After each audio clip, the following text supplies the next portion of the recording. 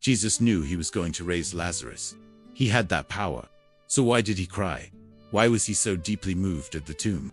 The answer will make you see Jesus in a completely new way. John 11 shows us one of the most human scenes of Jesus. When he arrives in Bethany, Lazarus had already been dead for 4 days. Mary runs to him crying, "Lord, if you had been here, my brother would not have died." And then something surprising happens. The text says, Jesus was deeply moved in spirit and troubled. And right after, Jesus wept. But wait, Jesus knew what he was going to do. He had purposely delayed arriving until after Lazarus' death. He had told his disciples, "This sickness will not end in death, but is for God's glory." He knew the end of the story. So why this intense emotion? Here's the sacred detail that changes everything. In the original Greek, the word used to describe Jesus' emotion is embrimaomai, which literally means to snort with indignation, to tremble with deep anger. Jesus wasn't just sad, he was furious. But furious at what? He was furious at death. At what death does. At the pain it causes. Jesus looked at his friend's tomb and saw everything sin brought to humanity: separation, suffering, grief. And it made him deeply angry. But there's more. The shortest verse in the Bible, Jesus wept, uses the Greek word dakruo, meaning silent tears streaming down. It wasn't dramatic crying. It was deep, genuine, intimate sadness.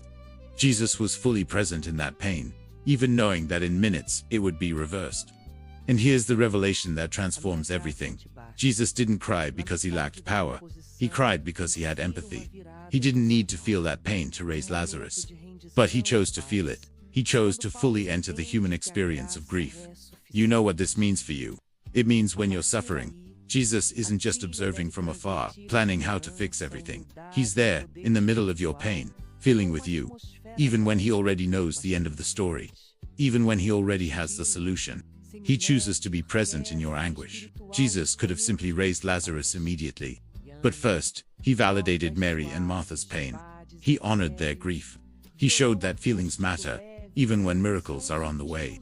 Lazarus' tomb represents all our deaths of dreams, relationships, hopes, and Jesus approaches each one with the same fury against the evil that causes it, and the same compassion for you who are suffering. So here's the question.